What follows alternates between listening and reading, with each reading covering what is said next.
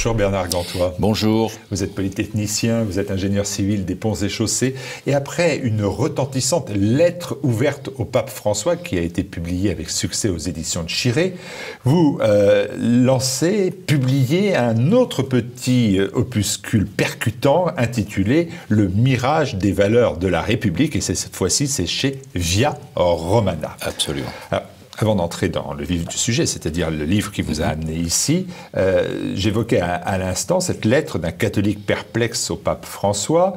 Vous étiez monté, disons, critique à l'égard du Saint-Père. Est-ce que vous êtes toujours aussi intransigeant ou choqué quand le Saint-Père déclare que l'IVG s'apparente, à travers les médecins, au recours à un tueur à gages ? Eh bien, une hirondelle ne fait pas le printemps. Et si pour une fois le pape a effectivement dit quelque chose de raisonnable, enfin raisonnable vu du point de vue de la religion catholique, il a continué, depuis la parution de mon petit fascicule, à faire tant de choses étonnantes que maintenant on me demande de faire une version 2, mais je vais attendre un peu qu'il se calme, si on peut l'espérer. Est-ce que c'est quand même être bon catholique que de professer un regard négatif sur le Saint-Père ? J'ai beaucoup appris de Jean Madiran, dans Présent. Et Jean Madiran, dans ses éditoriaux, disait et répétait même souvent que quand les voies de recours hiérarchiques, c'est-à-dire pour un fidèle de base, son curé et au-dessus du curé, éventuellement son évêque, voie hiérarchique que j'ai utilisée, bien évidemment, il n'y a aucune réaction. Il était du devoir d'un catholique de faire le nécessaire pour exprimer son malaise. Donc, j'ai fait le nécessaire pour exprimer mon malaise et j'ai pu constater, après la parution de ce fascicule, qui, je le rappelle, remonte à septembre l'année dernière, que vous n'étiez pas seul. Que je n'étais pas seul. Allez, on va entrer dans... D'ailleurs, des autorités bien plus importantes qu'un fidèle de base que je suis, ont elles aussi fait des déclarations un peu fracassantes. Bon, allez, on rentre dans l'ouvrage pour lequel vous êtes là, Les mirages des valeurs de la République. Pour travailler, vous dites le maçon a sa truelle, le paysan a son tracteur, le médecin a son stéthoscope, et l'homme politique, il a les valeurs de la République. Et on ne va pas évoquer pour l'instant le sens de ces deux substantifs, mais l'utilisation du terme « valeurs de la République ». C'est en fait finalement assez récent, ça date de notre siècle, le 21e, ou presque. Oui, ça date quand même de plusieurs dizaines d'années, mais disons que le flux était relativement modéré, jusqu'à ce que nous ayons un Premier ministre maintenant retiré dans des contrées méridionales, qui, à chaque fois qu'il pouvait faire un discours ou une déclaration, utilisait cette expression. Manuel Valls, hein, pour ne pas le citer. Pour ne pas le citer. Et donc, ça m'a un peu énervé. Je me suis dit qu'un jour, j'écrirais quelque chose sur cette question, parce qu'en ce qui me concerne, il y a bien longtemps que je trouve que cette expression n'a strictement aucun sens. Alors, c'est vrai, vous n'y allez pas par quatre chemins. Bon, bien sûr, ça s'appelle le mirage, donc c'est que vous n'y croyez pas. Mais vous allez plus loin, parce que vous étudiez les deux termes, et vous dites que dans Valeurs de la République, il y a le mot « valeur », ça échappe à personne, et vous dites ça ne veut rien dire. Peut-être qu'on peut parler de valeurs sonnantes et trébuchantes, là ça a un sens politique, mais en dehors de ça, ça ne veut rien dire. Il suffit de regarder. Le combat des valeurs, ça veut dire quelque chose, donc il y a bien des valeurs de la République. Oui, il suffit de regarder la définition du terme valeur dans les dictionnaires, que ce soit le Littré, que ce soit Larousse, que ce soit d'autres dictionnaires. Il y en a beaucoup, et beaucoup qui veulent dire des choses qui sont totalement différentes et qui sont quelquefois peu compatibles. 14 définitions. Donc, 14 définitions. Donc, il faut choisir. Donc, ce mot n'a de sens éventuellement que dans un contexte. Alors, mais malheureusement, dans l'expression valeur de la République, le terme République n'est pas susceptible de donner un sens au terme valeur parce que lui-même est bien ambigu.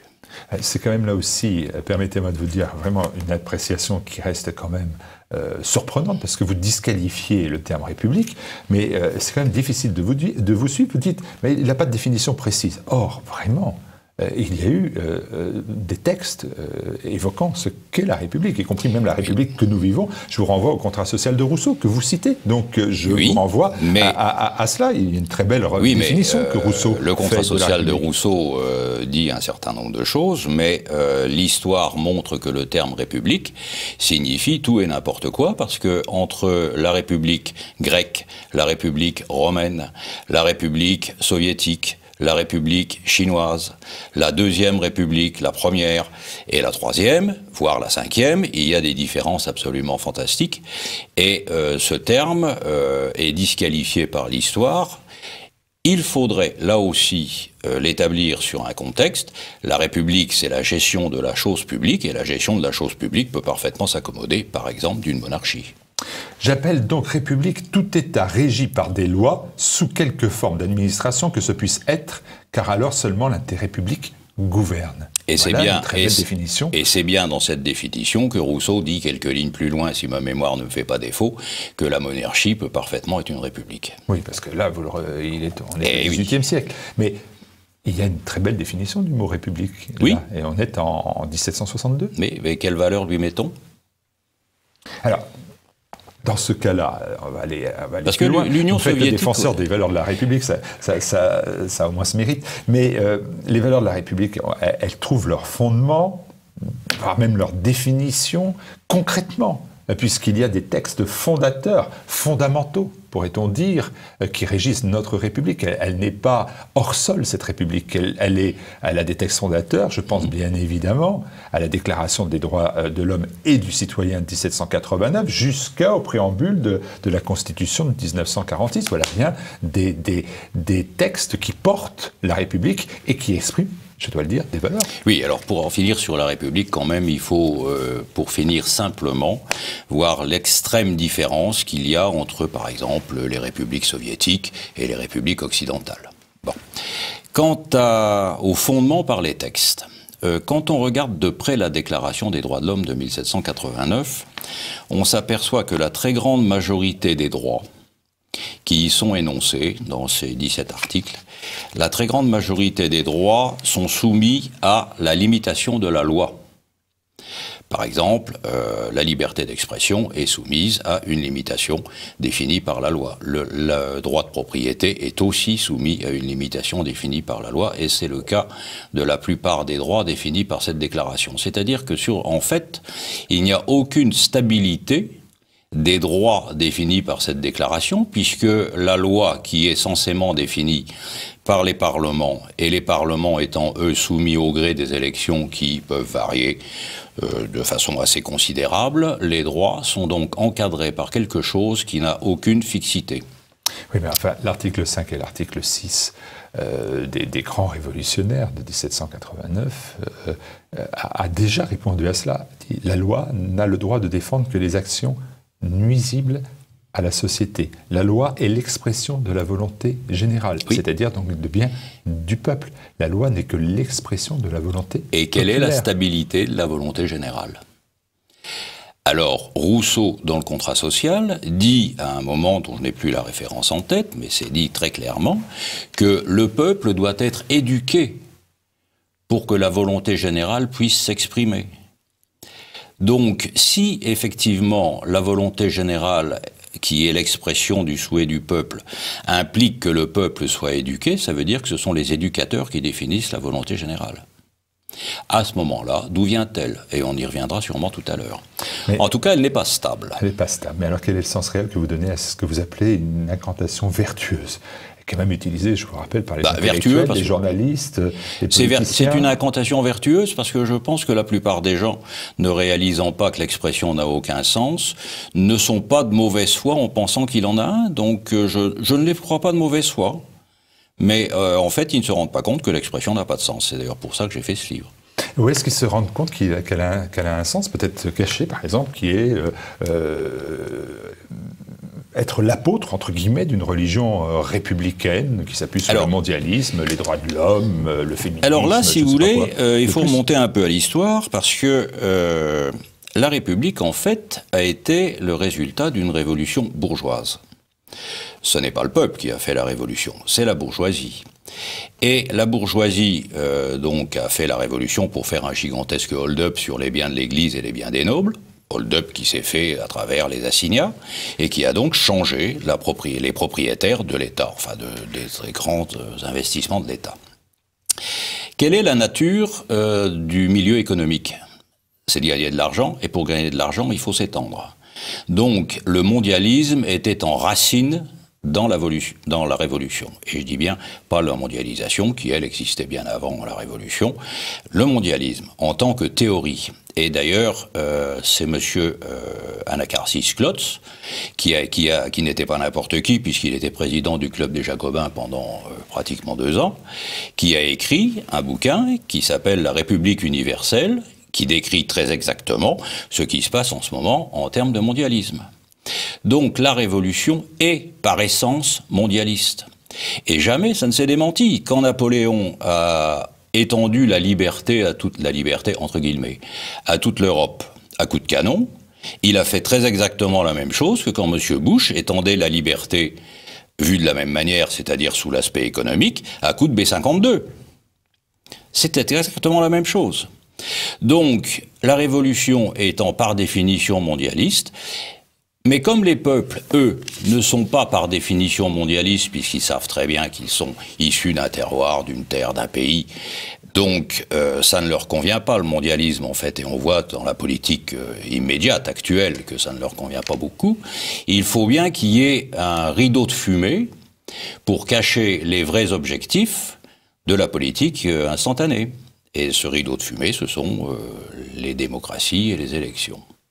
D'ailleurs, les gens finissent par s'en rendre compte, puisque maintenant, aux élections, il y a des taux d'abstention qui sont absolument considérables, y compris quand il s'agit d'élire un président de la République. Bernard Gantois, est-ce que vous voulez dire que derrière, que toute personne qui exprime finalement cette notion valeur de la République, s'il l'utilise sciemment, c'est-à-dire avec une volonté affirmée de penser, eh bien, c'est que derrière, il est un défenseur du mondialisme, qu'il en défend les 10 commandements. Je pense que ceux qui sont conscients de ce qu'ils font, le font en parfaite connaissance de leurs actes, c'est-à-dire qu'effectivement, ils sont conscients que la démocratie républicaine telle qu'on la connaît aujourd'hui, je n'en dirai pas autant de ce qui se passait sous la République romaine, hein, est un rideau de fumée pour cacher des actions mondialistes, qui sont d'ailleurs, ceci dit, de moins en moins cachées, parce qu'au fur et à mesure où les, entre guillemets, libertés républicaines s'effondrent, ce qui est le cas en ce moment, par exemple la liberté d'expression, le mondialisme apparaît de plus en plus clairement. Vous utilisez ce terme, les 10 commandements du mondialisme. Un petit peu choquant de rapprocher ça avec le décalogue. Je voudrais quand même...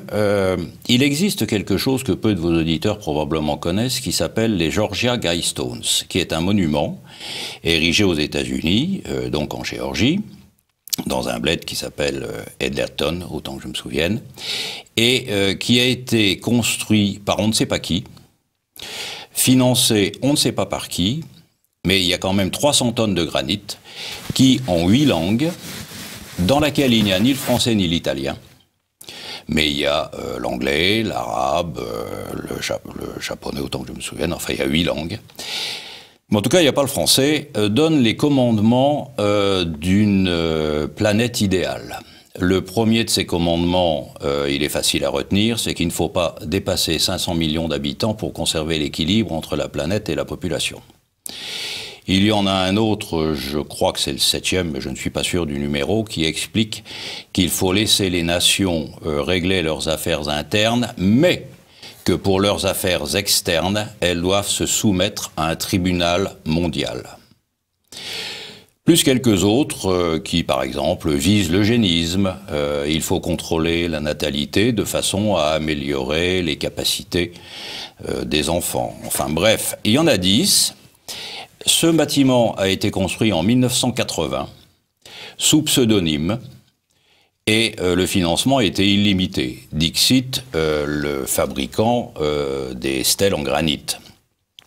Alors si vos auditeurs sont curieux, vos téléspectateurs sont curieux, ils tapent Georgia Guidestones dans Internet, et il y a tous les renseignements, les coordonnées géographiques, les 10 commandements, il y a tout.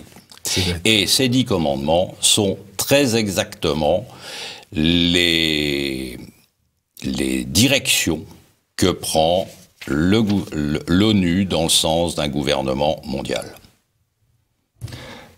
Ça veut dire que véritablement, vous pensez qu'il y a une forme de complot, de volonté? Non, il n'y a pas de complot, il y a un consensus. On a remplacé le terme gouvernement par le terme gouvernance. Bon, la gouvernance, c'est le gouvernement des gens non élus, c'est-à-dire c'est le gouvernement des technocrates. Je pense que il y a beaucoup de gens qui appartiennent à un consensus intellectuel sur cette route vers le mondialisme, que ce consensus intellectuel inclut clairement la référence à un gouvernement unique mondial que l'un des commandements des Guidestones définit comme étant soumettre les nations à un tribunal mondial. Et je pense que non, ce n'est pas un complot, c'est un consensus pour prendre une certaine direction. Est-ce que cet opuscule, et c'est une des dernières questions, ne sert pas à promouvoir finalement, à travers la dénonciation des valeurs de la République et de tout ce que vous venez de dire, est-ce que c'est pas derrière cela l'idée d'installer un autre système, c'est confier... la République, vous dit, c'est confier la gestion du temps et de la stratégie politique à des organismes secrets peuplés d'inconnus invisibles choisis par cooptation. Et puis d'un seul coup, vous ajoutez un tout petit peu plus loin, la royauté. C'est confier la gestion du temps et de la stratégie politique à des hommes connus, à une famille séculaire, à la royauté. Voilà la solution. Il fallait nous le dire, si vous êtes monarchiste, il fallait nous le dire. Est-ce qu'il est nécessaire de s'essuyer les pieds sur la République pour réimposer le système monarchique? Il est vrai que je ne suis pas très républicain. C'est sûr, et puisque nous avions commencé sur une réflexion raisonnable du pape François, le pape François en a eu une autre, il a dit « le temps est supérieur à l'espace ». Et il est vrai qu'on ne peut rien faire de sérieux si on ne contrôle pas le temps. Alors évidemment, quand il s'agit d'un pape qui pilote l'Église a 2000 ans derrière elle et probablement l'éternité devant, donc elle contrôle le temps, du moins à première vue. Mais les gens qui sont soumis à une politique voient quand même mieux la direction que prennent les choses dans le long terme quand une famille représente la gestion du temps. Et donc une famille, entre les arrière-grands-parents et les petits-fils, ça peut représenter quand même quelques siècles. Mais là, c'est matériel. On les connaît, on les voit, on sait ce qu'ils font. Tandis que derrière le rideau de fumée que les valeurs de la République provoquent devant les populations ébahies, on ne sait pas qui dirige. Et... alors on le sait un peu quand il s'agit d'une phase transitoire, comme par exemple la Commission de Bruxelles, qui n'est pas constituée de gens élus, mais qui dirige bel et bien, puisque le Parlement de Bruxelles n'est qu'une chambre d'enregistrement et que c'est elle qui prend des décisions qui sont enregistrées et retransmises dans les droits nationaux, comme tout le monde le sait. Mais par exemple, dans les raisons qui font que quelqu'un est ou n'est pas embauché dans le groupe de Bilderberg, c'est déjà beaucoup moins clair. Dans la trilatérale, c'est déjà beaucoup moins clair. Et dans le CFR, c'est encore beaucoup moins clair. Et CFR le Council of Foreign Relations, qui a été créé en 1920, donc bon.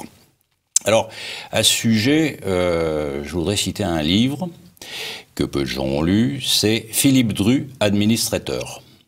Philippe Dru, Administrateur est un livre qui a été écrit par le colonel House en 1912, conseiller du président Wilson. Président Wilson qui a donc, à la fin de la guerre 14, créé la SDN, maire de l'ONU, l'ONU étant la grande organisation qui fait la promotion du mondialisme. Et ce monsieur décrit dans ce livre comment il voit l'avenir politique, avec un administrateur qui fait étrangement penser aux Brick Brothers d'Orwell dans 1984. Et maintenant, donc, Philippe Dru, 1912, Orwell... Et je trouve que le chemin est bien pris et qu'on est sur la route. Et donc, la solution, c'est le roi. Je ne pense pas que ça soit... C'est pas un peu court. Non, je pense qu'une monarchie serait effectivement une solution. Bon, évidemment, c'est totalement irréaliste dans les conditions d'aujourd'hui, cela va de soi. Mais je n'exclus pas du tout qu'à la suite de convulsions extrêmement difficiles, issues soit d'une crise économique, qu'il y a beaucoup de gens que vous avez, y compris interviewés ici, qui sont là pour la prévoir, soit de phénomènes dont tout le monde parle, y compris Zemmour, y compris Oberton, de guerre civile, ou autres pourraient déclencher des phénomènes à l'issue desquels il se passera Dieu sait quoi, mais peut-être un retour à un système politique où les gens contrôlent ce qui se passe dans le long terme, et non pas à l'échéance de 3 ans. Bernard Gantois, on pourrait vous rétorquer à nouveau, et je vais le faire, je vais faire l'avocat du diable à nouveau, même si je respecte bien sûr ce sentiment monarchique. Est-ce que les monarchies qui sont en place en Europe et dans le monde, et il y en a, ont été quelque peu, dans un pays, un rempart aux maux que vous dénoncez à travers ces valeurs de la République française? Les monarchies européennes sont dirigées par des rois fainéants. Et comme les rois fainéants, un beau jour, il y aura un roi qui ne le sera pas.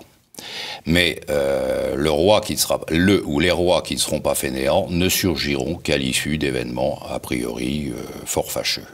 Bon, eh ben, en attendant ces événements pas fort fâcheux, en ne les souhaitant pas, on va quand même prendre le temps de lire ce petit ouvrage très bien référencé, avec beaucoup de sources et de textes qui sont importants à connaître, que vous avez développé, Le mirage des valeurs de la République, et c'est chez Via Romana. Merci Bernard Gantois. C'est moi qui vous remercie.